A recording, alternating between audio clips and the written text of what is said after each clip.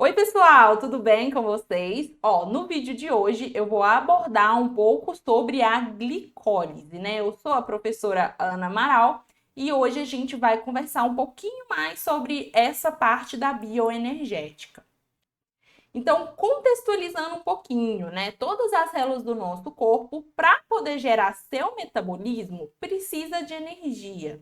E tem algumas células no nosso organismo que têm um consumo energético moderado, só que essas células, elas por não possuírem mitocôndrias, né, elas apresentam necessidades energéticas elevadas e têm dificuldade de conseguir essa energia através do oxigênio, né? Já que o oxigênio assim, o principal meio da gente ter energia do nosso corpo é a partir do oxigênio. E os glóbulos vermelhos, né, que a gente também pode chamar de hemácias ou eritrócitos, é um exemplo dessas células, né, que não possuem mitocôndrias. E as reações que compõem a via da oxidação da glicólise é chamada de glicólise ou via glicolítica. Então, a glicólise, né, ou essa via glicolítica, ela utiliza como principal meio, né, de produtor de energia o carboidrato. Então, a glicose é um carboidrato, né? Então, a glicólise é como se fosse o metabolismo desse carboidrato para poder gerar energia para o nosso corpo. E ele funciona como o primeiro e principal processo da degradação da glicose. Então, quando a gente come carboidratos, alimentos ricos em carboidratos, essa é a principal via que degrada, né, esse macronutriente no nosso organismo. Então, vocês já podem imaginar o quanto é importante, né, esse processo para o nosso corpo. E quais são, então, as principais razões, né, para acontecer a glicose? A glicose é uma sequência de reações que convertem a glicose em piruvato, havendo a produção de energia sob forma de ATP.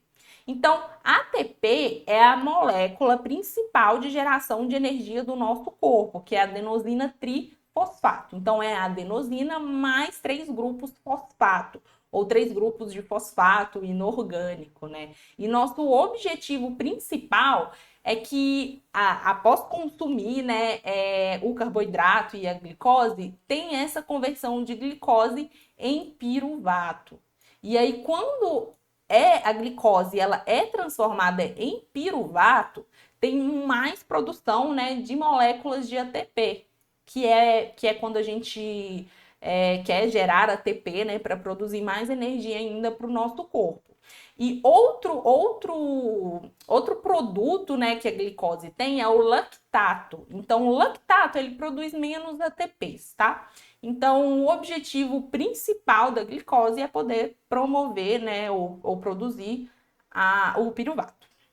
Então, as três principais razões, né, da glicólise que é o principal meio de oxidação da glicose, né? É a obtenção de energia mesmo em condições anaeróbias. Então, quando não tem a presença de oxigênio, a gente consegue produzir no nosso corpo e ele permite a degradação da frutose e da galactose, que também são outros carboidratos simples, né? São monossacarídeos.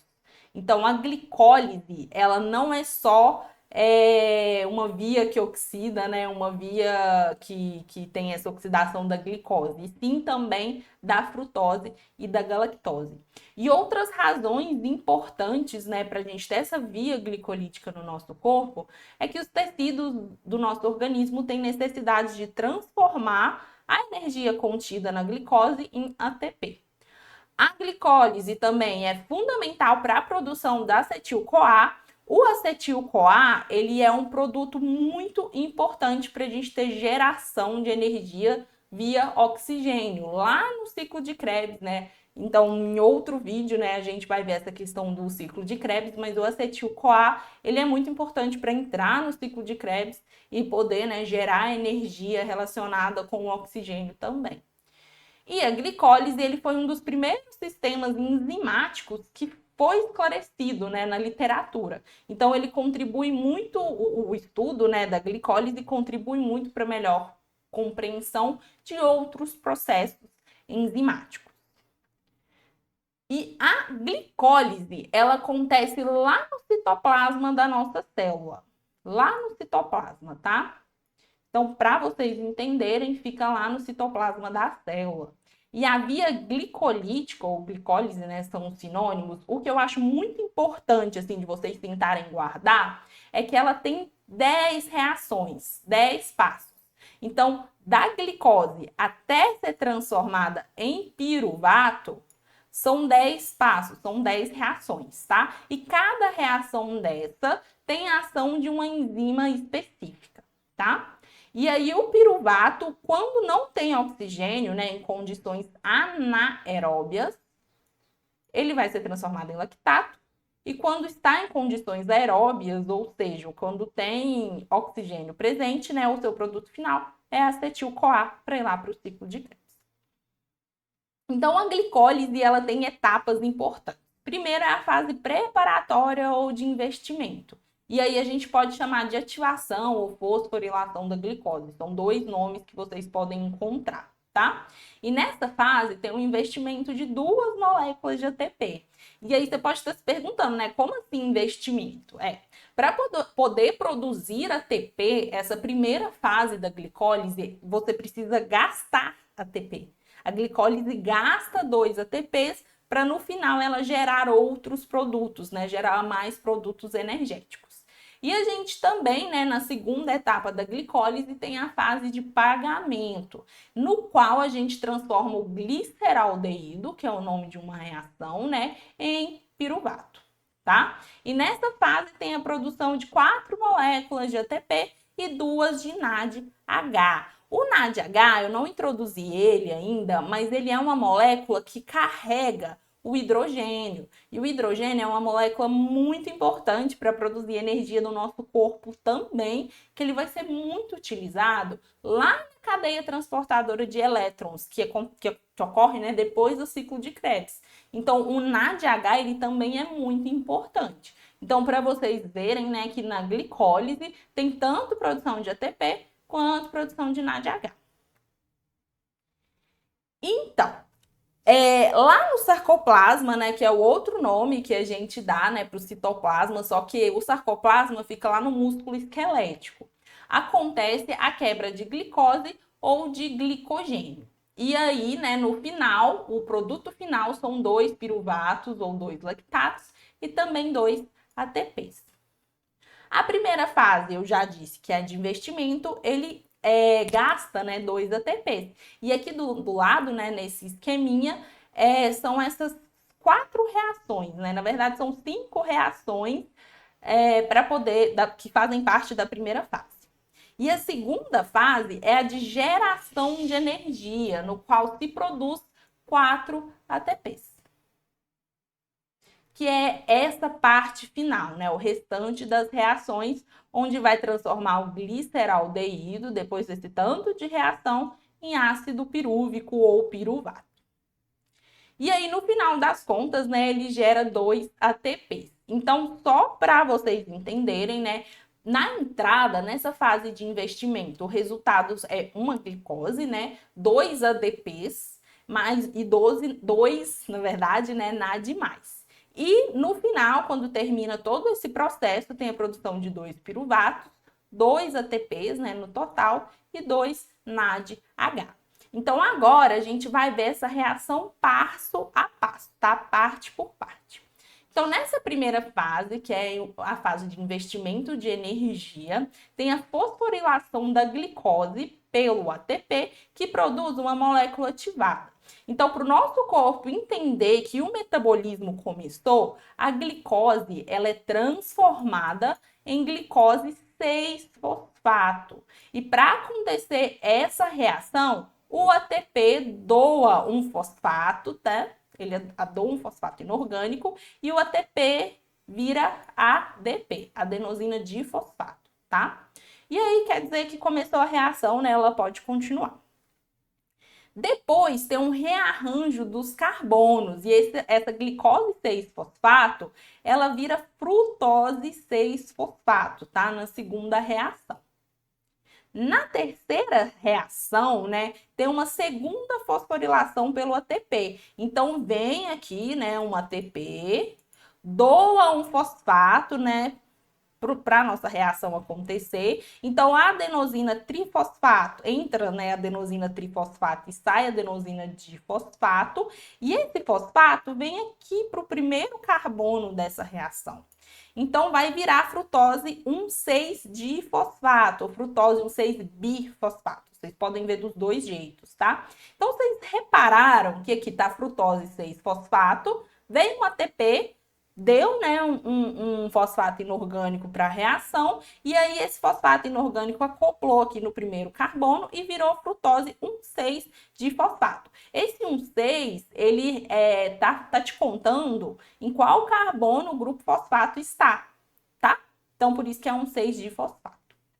E aí, nessa quarta reação, a molécula de 6 carbonos, ela é partida em 2 moléculas de 3 carbonos.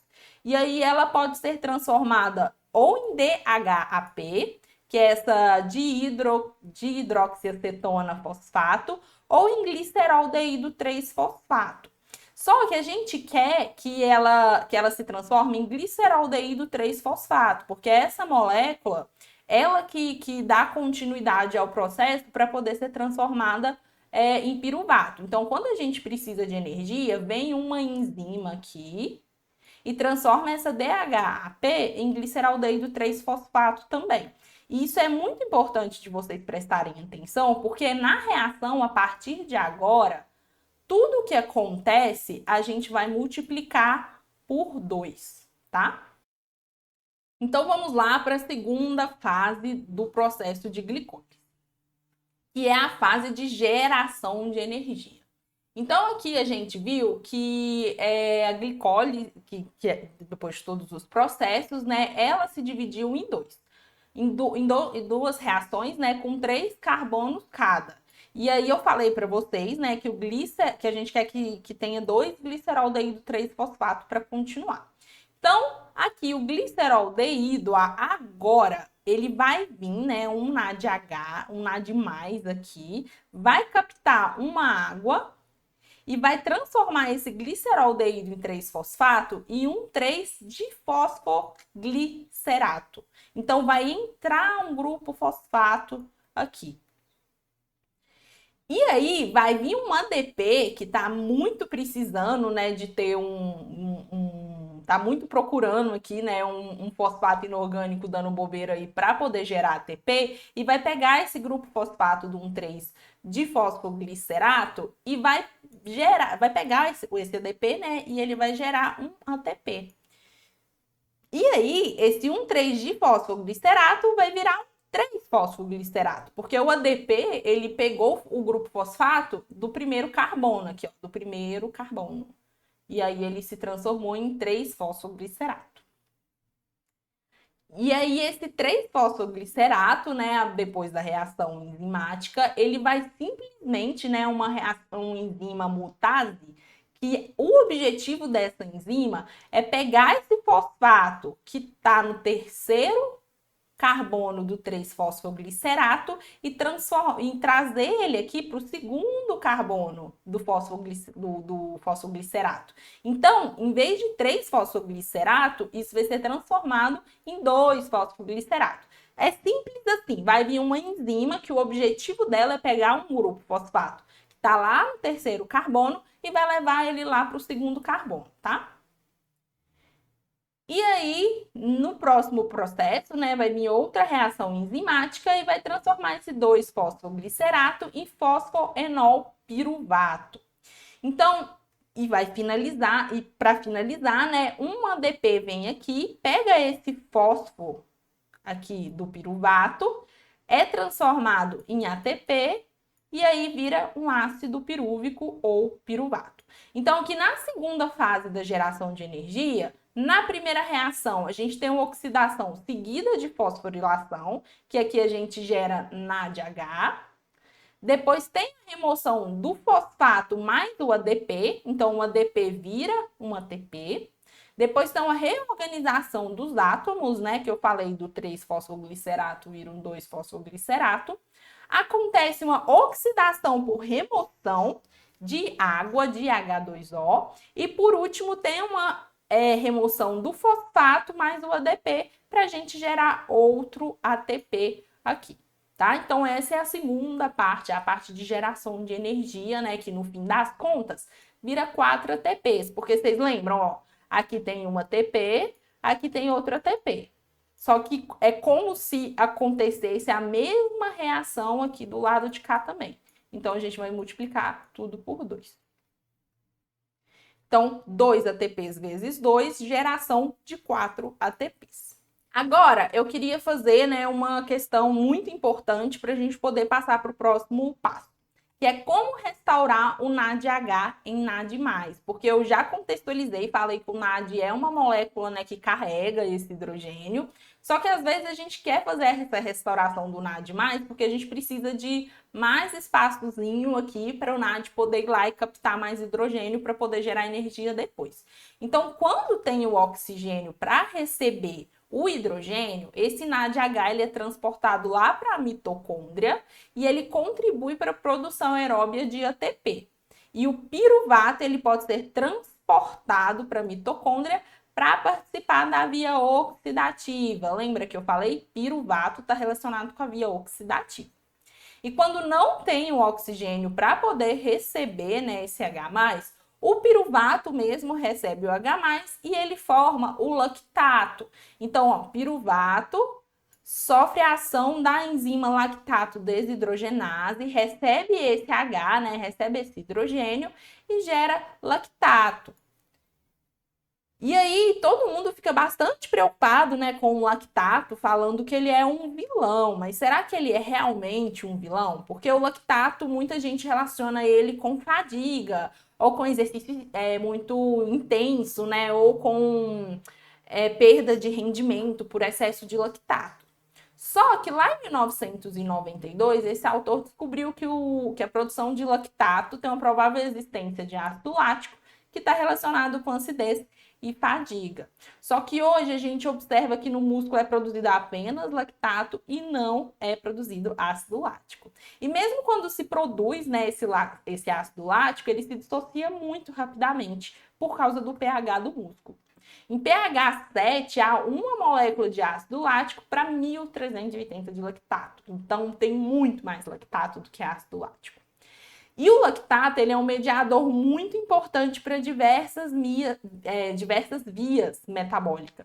E a suplementação de lactato, hoje a gente vê ela existe por algumas estratégias nutricionais, como tamponamento extracelular de substrato para gliconeogênese, ou seja, para produzir glicose a partir de outros substratos que não sejam a glicose, que não seja o carboidrato. Então, o lactato ele é um marcador de utilização da via glicolítica, ele é um marcador de intensidade do exercício, mas ele não causa e não é marcador de fadiga. Então, a culpa não é o lactato. Geralmente, ele aumenta muito nesses momentos de exercício muito intenso, ou atividade muito extenuante, só que ele não é o causador dessa fadiga. E ao contrário de que muita gente pensa, aquela dor tardia ao exercício não é não é o ácido lático, não é o lactato. Aquilo lá são microlesões mesmo que a gente gera com o exercício físico, tá? Então, dor tardia não é acúmulo de ácido lático ou de acúmulo de lactato. Então, o lactato, ele não causa fadiga, tá? Quero terminar só com essa frase para a gente entender. Agradecer muito e até a próxima aula.